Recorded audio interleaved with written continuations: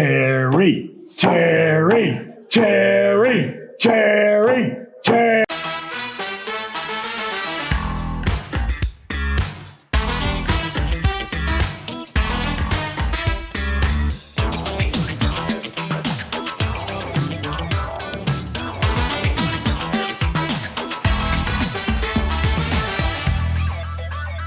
All right, and welcome everybody to this edition of Mike The Mailman's YouTube football show.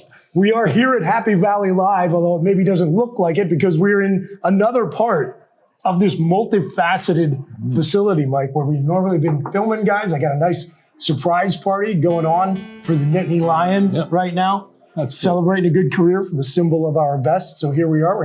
It's kind of a smoking lounge look here for us at Happy Valley Live. You like this? I'd light a cigar in here, for sure. Well, I am Mike's fake host, Chris Buchignani, here on his YouTube football show, and happy to introduce the star of the program, legendary campus icon, Mike The Mailman. The star? I don't think so. Yeah. Oh, yeah. You're our second mascot. Oh, yeah. The book went. Good job. The book went already. Oh, okay, stop talking. Former Penn State offensive lineman turned State College media horror extraordinaire, Landon Tengwall. How you guys doing? Thanks for having me. Good to have you. It's good to be here, Mike. It's good to be here. I'm proud. I'm proud. I had to wear this today, represent Penn State. Oh, good. I'm very happy with everything that happened last night. And the darling of Mailman's YouTube comment section, Kevin Horne. Right. I don't have a thyroid issue, by the way. All right, boys. Well, we got a winning streak going on. Yep.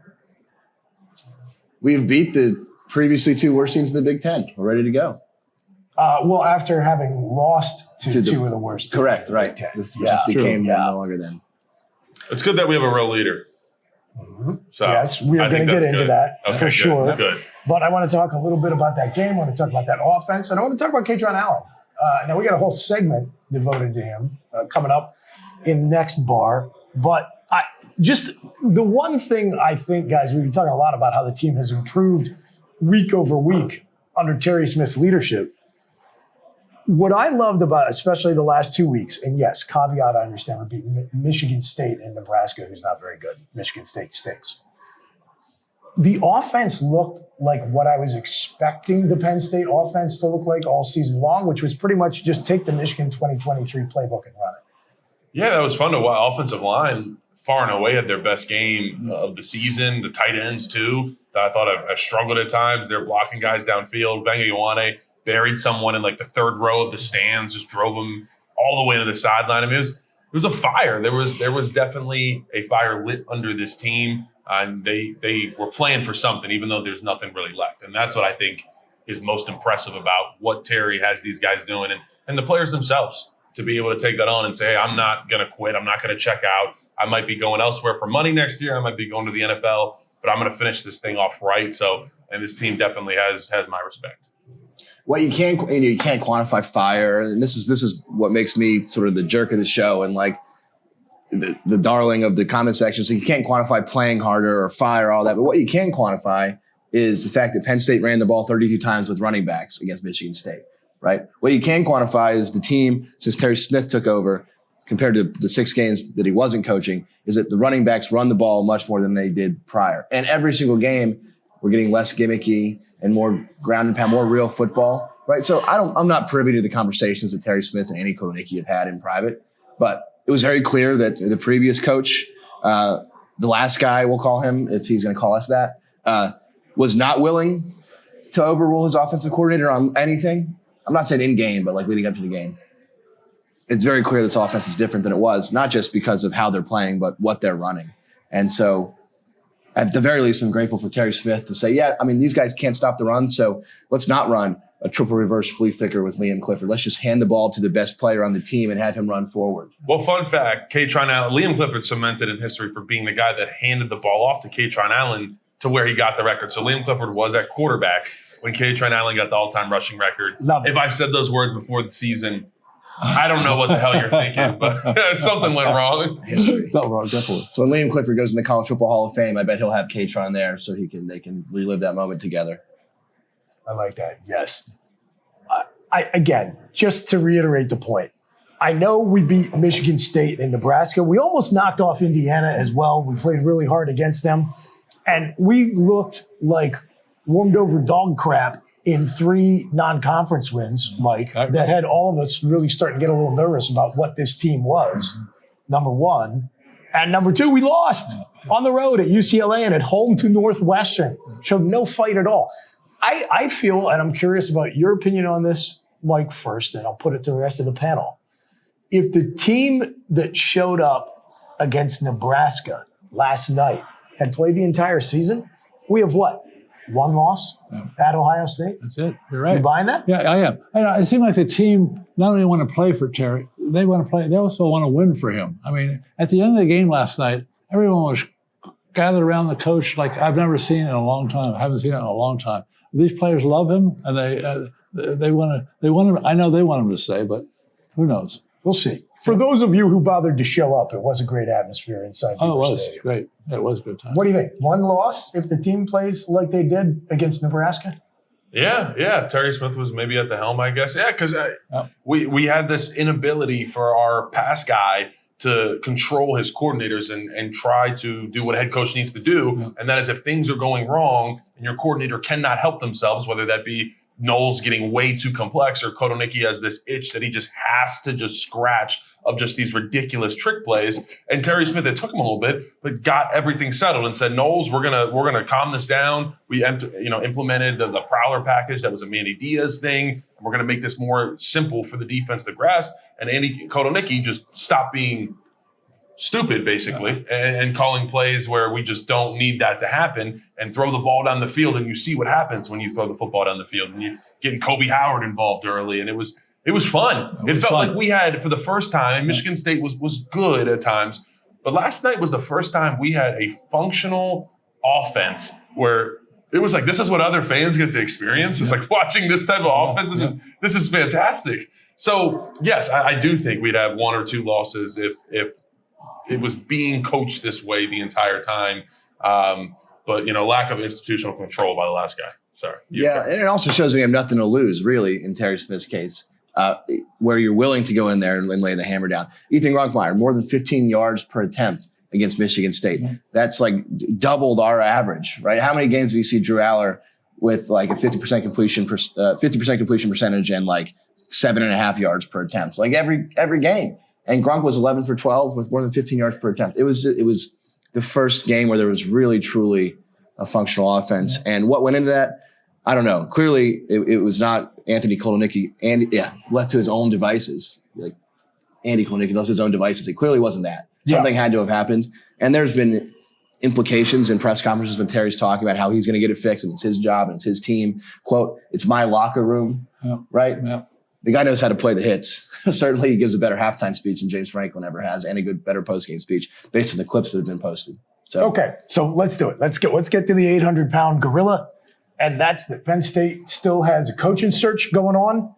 I don't really know Patrick Kraft at all, so I'm careful about climbing up inside that guy's skull. But if I had to guess, I would say he's probably not thrilled with the situation he has on his hands right now, where he had absolutely no intent whatsoever to even consider Terry Smith as a candidate for the job.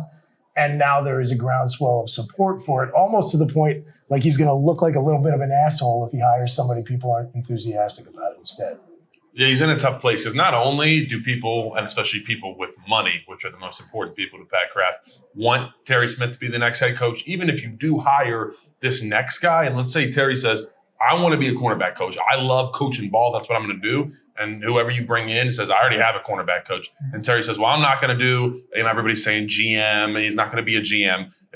He's saying, I don't want to be a personnel guy. I don't want to be a recruiting guy. I want to coach ball. And Terry Smith goes elsewhere because Pat Kraft brings in another head coach. There's going to be massive problems if Terry Smith is at least not on this staff next year. So no, I do not think Pat Kraft is very thrilled with the situation he has found himself in this morning after just that outpouring support. He's got, he's got Mike Robb on there at halftime just going in, past coaches using Penn State for money. Mike Robb, it was no holds barred. That was great. I mean, I'm sure you guys got to hear it after all three of you were in the stadium, but it was pretty spectacular. Mike Robb's halftime moment there. Yeah, I actually watched it. So I was at a wedding, so I got there right after halftime, and I watched that in the car. Like with it was like 5 minutes just from the heart. It was at least publicly. I know there's some people, and I'm a skeptic myself, although we'll get into it next time. Come back to me, Chris. But it has been basically unanimous, at least publicly, about who the Penn State fan base, lettermen and alumni want. Now, I'm not privy to the guys that can write $700 million stadium checks and what they want, and their opinion matters 700 million times more than ours does. But at least publicly, it's unanimous. You know, I don't see how Pat Kraft can ignore what's going on. I mean, to me, it's an easy decision. I mean, what does this team look like for the first 6-7 games? Is like, it's terrible compared to what they look now. And the fan base won them. I mean, come on. I love how Mike is just like every once in a while suddenly throwing darts this season. Well, You know, if you're fired, you should go away. First 7 games, that team looked terrible. But you're so nice about the way you say it. But no, I know you. You've got to be a Terry guy. Yes. Oh, absolutely. There's no. I mean, look at the heart he has. Look at the spirit he has. He's Penn State. I'm telling you, he's Penn State, and we need a Penn State guy. I mean, we do need a Penn State guy. When Terry said, you know, we got lettermen here and things of that nature, Terry's very good at saying things that he means, but not it being like a full-on jab. Like when he said that was because like lettermen, I'll just tell you, like didn't really want to come around. I'm not saying all of them, but there was a hefty group that didn't feel welcome back necessarily fully to Penn State because of how James Franklin operated. Yeah. And there was obviously a huge neglect of the past of Penn State. So you hear about all the donors not meshing with James Franklin. It went a lot deeper than that as well. It's not just the donors. It was a lot of other important people that are in and around this program. So I think for the first time, we felt just fully united in a long, long time. Yeah. And it was so special. I think that was one of the most special moments. And look, I've always been a part of Penn State for 5-6 years at this point, but that was the most proud I've ever been to say I'm a Penn Stater. Last night, I mean, I was just getting goosebumps watching Terry walk off that field and just imagining how he felt. I think he's probably done a 180. I mean, we saw him when he got up there Monday after James Franklin got fired. He's got bags under his eyes, and it's like, God, I feel bad for Terry. What a crap situation. And slowly but surely, it's like, okay, starting to get some swagger, and he's starting to feel himself. And yes, I do not think Pat Kraft even had even though he said it in his initial presser, oh yeah, you know, anybody's open, Terry too. He didn't mean that. He was never even going to interview Terry. Like, it was never really going to happen. And now he is getting pressed to do it by probably a lot of money as well. And he has found himself in a little bit of a pickle at this moment. Yeah, and I'm going to go to you in a second, Horne. One thing I just want to say, I keep hearing people say, oh, well, you can't fire James Franklin to hire Terry Smith. Well, you can do whatever you want, actually. Like, he's the athletic director. There's what you maybe shouldn't do. And I think there are certainly some reasons to look at this and say maybe that's not the most advisable course of action, despite the groundswell of emotion in the moment. But you definitely can do it. And there have been many things that many so-called smart people have insisted can't be done. And then someone with the big brass ones to come along and do them just did it and showed that, in fact, all those people were wrong. So I don't buy that you can't do it line at all. It's a more complex topic to get into probably than we have time here. So do check out the Obligatory PSU podcast, where we get your podcast this week.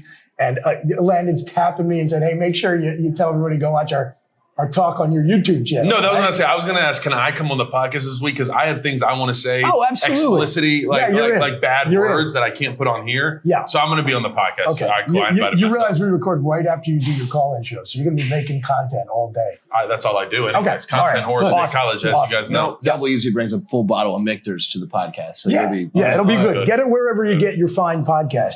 But you do and we talked about this on your YouTube channel. Again, I felt like I talked a lot of Terry Smith in the last week. So check it out on Tengwall's channel, which you should subscribe to along with For the Bloggy here. You do want to not become a prisoner of the moment. You don't want to be captured by emotion. You got to figure out, can I get my head and heart into alignment on this thing? Or are we all just in something of an emotionally vulnerable state and we're letting that get the better of us? What do you got, Horne? This whole conversation really speaks about, what do you think this whole thing is, right? What is Penn State football to you? Yeah. And to me, it is the manifestation of pride in an institution that I care more about than anything in the world, right? That's why I live here. That's why I went there for 7 years. That's why I worked there. That's why I still hang out with you people. It's why I'm here every chance I get, despite the fact that my wife made me move to Pittsburgh part-time. I still have a place here. It's the pride of all of it, right? It's the pride of all, and every Saturday to come together, and then that's the visual representation of that pride. And it's so you can walk into the stadium and feel good, right? As fans, it's to walk around the stadium in the tailgating lots and in the stadium and watch a team that you have a lot of pride in and feel good about it. It's entertainment, right? It's an entertainment product. Yes, sir. And so I don't know what it's like to win a national championship. I imagine winning a national championship with a complete asshole as a head coach would feel pretty good, probably better than almost anything I felt to this point. But would watching a guy like Terry Smith run out of the tunnel week in and week out, even if he gives you less of a chance of winning a national championship than maybe another guy, and I'm not even saying he does, because who the heck knows? My opinion is the head coach matters less in college football now than it ever really has, right? As long as you can pay the guys to get here and acquire talent and then at least put together a scheme that makes sense, like I think head coach matters less than it ever has. That being said, would Terry Smith give me butterflies? At least we wouldn't in the beginning until we started going 5-7, which I'm not saying we would. I'm really not. Yeah. Because if that guy puts together a staff, another big question, because he's only ever coached at high school, Temple, and here, it's a big question. But I don't want to be an Eeyore about it, right? Can I just lose myself in the plot and say, let's do Terry Smith? Like I absolutely can. I'm not letting myself get there. I think largely because I just don't think it has a chance of happening because of who's running the show, right? Not that you can't hire Terry Smith when you fire James Franklin, because you absolutely can. And frankly, if I close my eyes and I dream a little bit, and I think about it a little bit more and what this all means to me, I can get there. Do I think Pat Kraft is going to close his eyes and dream? Absolutely, I do not. But again, if you strike out on all your big hits, which you have so far, why not? I mean, why not? I mean, you're sitting there. You want to, at this point, do you really want to hire Eli Drinkwitz over Terry Smith? Like, it's someone with no tie. Like, just give me Terry Smith at that point if you're going to hire Drinkwitz. I'm just being honest. But yeah, real quick, the other piece is you talked about head coach mattering less and less. And I kind of do agree with that because money's the most important thing. And guess what Terry Smith brings? The floodgates of everybody's wallets opening up. That 409 pin, there was a lot of money on that pin. There was also a statement from Terry Smith, don't get me wrong, but there was a lot of wallets that instantly opened when they saw 409 and Joe on that pin. And then money is what matters to recruits. Recruits are not, 95% of them are not committing to a school. Some of them are committing to a coach. All of them are committing to a paycheck. If you have the paychecks to keep up with Ohio State and Alabama and Georgia, which I think Terry Smith being the head coach would do that, say. Kraft could give him like a 2-year contract just to see. Don't go crazy with 10-year or whatever, and just give him a little buyout, whatever. I think it's easy. I don't know why everyone thinks it's so hard for Kraft to do this. I think it's easy to do. I do think you have to go all in if you do it, Mike. Go all in. I mean, Terry would agree to a very, very university-friendly contract if you were here. I think he would. Not 2 years, but you have to go all in. You have to say, this is our guy that's going to win a national championship, and let's do it. I mean, and the money thing, too, it matters less than it did 2 years ago. Now they have revenue sharing, right? Because we're spending the same money internally as Alabama and Ohio State are. Now, do you still need a guy to pay your high school recruits $10,000 a month to stay committed? Yes, you do. And does the power of 409 get you there? I think more than some people give it credit for. I don't know. It's not been tested because we've never done that, right? Like because we've just been antagonistic to that crowd from the day it happened 12 years ago, right? Or 13 years ago. Imagine, like, the best tweet I saw was a month ago, wearing a 409 pin on the sideline would have never been allowed. You would have been fired. It would have been a distraction. And the fact that that's no longer the case, and that it unites the vast majority of the fan base, that matters a lot. That matters almost as much as wins and losses to me. Now, I don't want us to go lose to UCLA and Northwestern, but if you can put together a proud program with good players and compete for a championship, not every year, you don't have to be Ohio State, but once in a while, then fine, give it to the guy. I don't care. I'm just not opening my heart to it yet because I just don't think it's going to happen. If you can get the team playing better and better week over week, as you were doing this thing on the fly against top 5 defenses and almost knock off number 2 and do it all with a redshirt freshman quarterback who, just like you, is learning as he goes. I don't know. That's a pretty damned impressive interview reel to me. Yep. And I just find myself agreeing with the campus icon himself. And so, Mike, we got a little something special for the audience here before we go to the next segment. We've been doing these throwback clips all season long because it's our 10th season here on Obligatory. So I went back and I dug up the very first Thanksgiving message you and I did. You know, we do those off and on. We should do one this year. Oh, you should. For sure. Yeah. But my favorite part about this clip you're about to watch is this is during the 2019 season as we were getting worked by, there's Trace Armstrong at the time, not even Jimmy Sexton, but James Franklin's agent working us with those USC and Florida State rumors. And so part of what we say is we're thankful for is James not leaving to go to Southern Cal or to Florida State. He did that 2 years later, too. And he did it another 2 years later. And 2 years after that. He got credibility in 2019. He did it 2 years later after he just had a losing season and a 7-5 season. So he got us. So here it comes. We'll be right back on Mike The Mailman's YouTube football show from Happy Valley Live. Hi, Chris Buchignani here with Mike The Mailman. Hi. From the Obligatory PSU Pregame Show and podcast. And Mike and I just want to wish Nittany Nation a happy Thanksgiving and reflect on some of the things that we're thankful for this year. Well, I'm thankful for my family, this community, our great country, and all the men and women who serve in our great country. Thank you very much. I'm thankful for you, Mike the Mailman. Thank you. I know, seriously. I'm grateful for the show we get to do together and the chance I've had to get to know all you guys. Even Kevin Horne? Even Kevin. Oh, okay. I'm thankful for James Franklin. Please don't go to USC. Please also don't go to Florida State. It's a total dumpster fire. I'm also thankful for Penn State and to be here in the best college town with the best university and the best college athletics in all of America. And I'm thankful for the Lawn Boys chain. And most of all, we are thankful for you. We love you. Thanks so much. Please keep listening and watching. Happy Thanksgiving. Let's go State. You don't think being thankful for Kevin will make the cut, do you? Oh, no. We'll cut that in post. Okay. Good.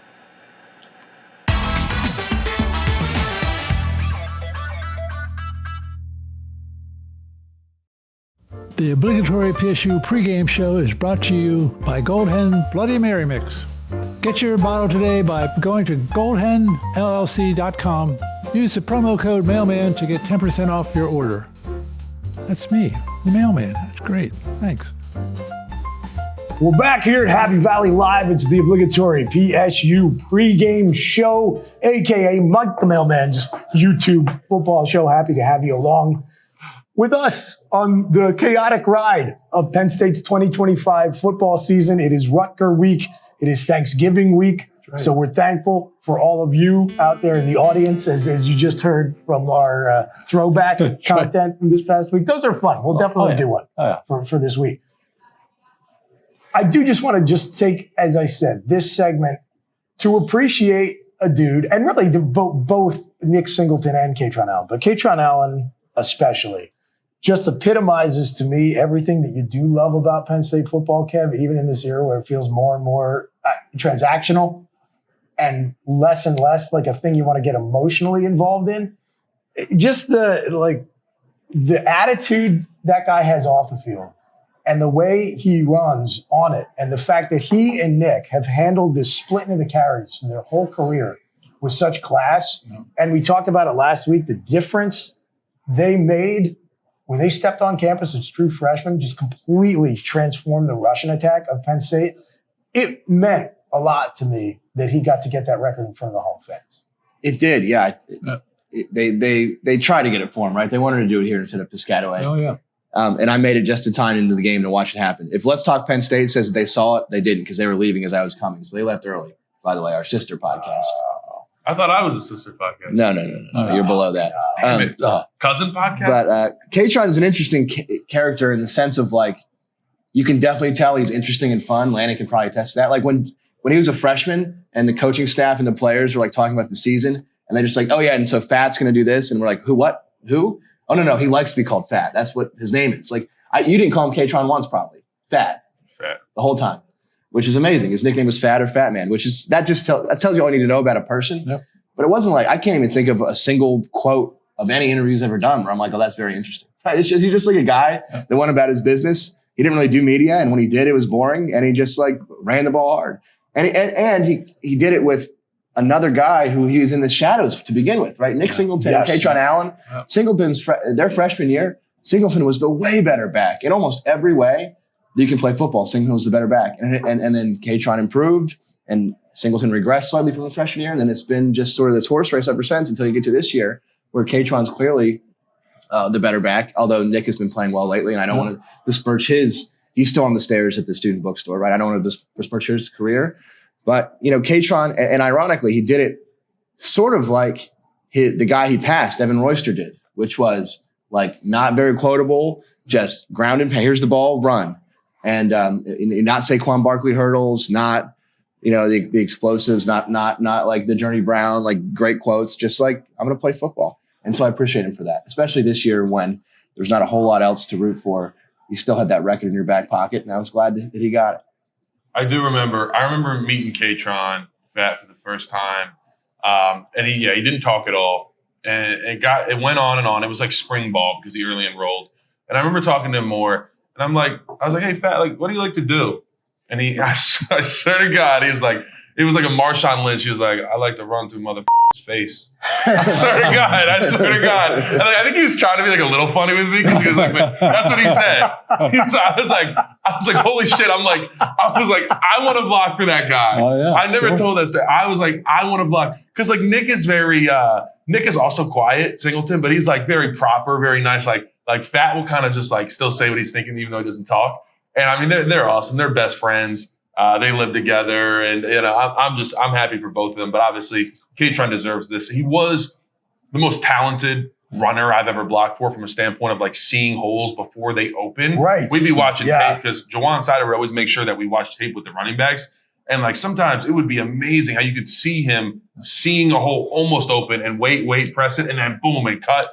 And it's just like his dead leg was so filthy. I have fun watching him play football. He's going to be very successful at the next level. I remember putting out a tweet when James Franklin was still the head coach and they were refusing to use Kaytron Allen. And I said, I'm sorry, Kaytron, you don't deserve this. Some NFL team's going to be lucky to have you. And I'm glad that he was able to go out on top here at Penn State. So shout out to Terry Smith for actually having a brain to run Kaytron Allen. I don't know why the old guy couldn't figure out to just tell his offensive coordinator. I don't know if he didn't have a grasp on the situation or what. But anyway, sorry, I'm just ranting. But Terry Smith's better, anyways. When you compare, just great runners we've had at Penn State. I mean, this program has been blessed with some amazing tailbacks over the years, Mike. Yeah. And part of the way you get to the top of a list like this is just like Evan Royster did, Ken, just consistent. You show up again and again and again. But I will say, man, the combination of patience, footwork, vision, and anticipation that Katron has had since he was a true freshman. And always falls forward a yard. Yeah, and always. then you combine the fact that he's tough to tackle, never goes down on first contact. Really like an interesting package of traits for a running back. Just the way he's built and the way he moves, the way he runs the ball. I thought it was good. I've been in Beaver Stadium now for that program rushing mark to get set twice because I was there in 2010 versus Michigan when Evan Royster did it. Oh, yeah. And it was cool to see Katron do it on a touchdown run, just like Larry Johnson hit 2,000 yards on the season in the 2002 year. He ran for a touchdown against Michigan State, ran against that. I thought that was cool.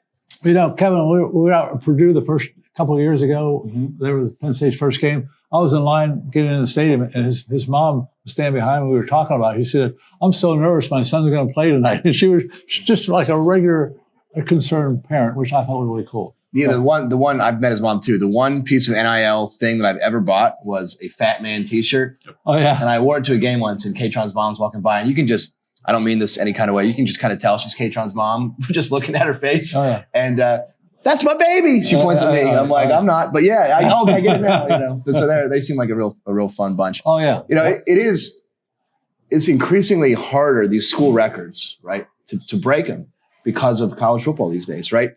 Either you're good enough and you leave. So they need it all 4 years. You're good enough and you leave, or you're good enough and you get an offer you can't refuse and you transfer. Yeah. Right? To have a guy like Kaytron Allen stay at Penn State for all 4 years, especially considering he was splitting time with another, at least prior to this year, very good running back. That's just a remarkable story. You're going to see it less and less. There's a reason. I mean, longevity matters more than anything for those records. And it's so rare that it's going to happen anymore. He's going to be a 4,000-yard rusher if he goes for a little over 50 yards, 60 yards against Rutgers. I don't know when Penn State's ever going to have a 4,000-yard rusher again because of everything you said. If you're that good, you're going to leave after 3 years. I don't know. I'm going 25 years, quarter century at least before that record's broken. Yeah.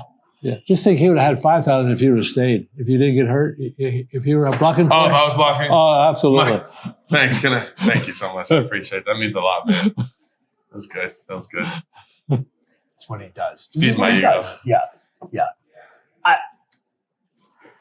Correct. All good points. We're super appreciative of Katron. Got to get Nick in the end zone against Rutgers this week, just one time, and get him in the record books as well. Lydell Mitchell, Franco Harris, the gold standard for a duo of tailbacks at Penn State who share their whole career together. If you can leave this program or any program be incredibly mentioned in the same breath with those two guys, that is a hell of a career. And that's Nick Singleton and Kaytron Allen. And we are almost at the end of the ride, and I am sad about it. But man, I just, again and again, I'll say it, I feel blessed to have had the chance to be a Penn State football fan and to root for those guys. So I promise you 10 years from now, we'll be telling stories at a tailgate, or maybe you'll be telling your kids one day who you were raising to be Penn State fans about the way you watched Nick Singleton and Kaytron Allen run together for 4 years for Penn State. Pretty cool stuff. Yeah, very cool. I do hate to say it, but we got to randomly generate Rutgers numbers on the other side of the break. So we'll get it out of the way. We'll be right back. Stay with us. Random Number Generator is brought to you by the good folks at Antifragile Brewing Company. Antifragile is the official beer supplier fueling the obligatory pregame show. Antifragile brews incredible beer we all enjoy and recommend. And check out their Moody Culture Kombucha and fill up on Uncle John's Jawn's cheesesteaks. Check them out when you're in Happy Valley at 324 East Calder Way or anytime at antifragilebrew.com. We are back. It's Random Number Generator. Unfortunately, it is all about the Rutgers Scarlet Knights. It is what it is. That's right. Guys, Jim Delaney's legacy. We are finishing the season on the road at Piscataway. Do you know who Jim Delaney is, Tengwall? I have no clue. Yeah, okay. He was the former commissioner of the Big Ten who had this idea that the best way to grow the conference was to get access to cable television households in New York City and DC Metro. So he admitted Rutgers and Maryland to the Big Ten conference. That's a mistake. And we booed the crap out of him when we won the Big Ten because he threw Penn State under the bus during the sanction years. Who didn't? And then also, our commissioner maybe should not have, but and then did not support us to make the playoffs when we won the Big Ten. Correct. Nonetheless, Yeah. his legacy is more rosy now. That's the last two guys, including the current guy, is complete clowns. But anyway, sorry, this is about Rutgers, not about Jim Delaney. That's right. Yeah, people always ask in the comment section, why do you call it Rutgers? Well, there's not multiple Rutgers. They only get one. They get one Rutgers. You can listen to the Let's Talk Penn State podcast wherever you get your podcasts and find out more about that philosophy. Well, and they have no credibility now. They're our sister podcast. I saw those guys, or at least one of those guys, leaving the stadium at halftime as I'm coming in. So if they tell you they were there to watch Katron break the record, they are lying to you. Disgusting. Although I will say this, a storyline we did not mention earlier in the show that I do think bears noting. Last week, you had two Penn State lettermen on opposing sidelines as the two head coaches of the teams in the game. Really cool.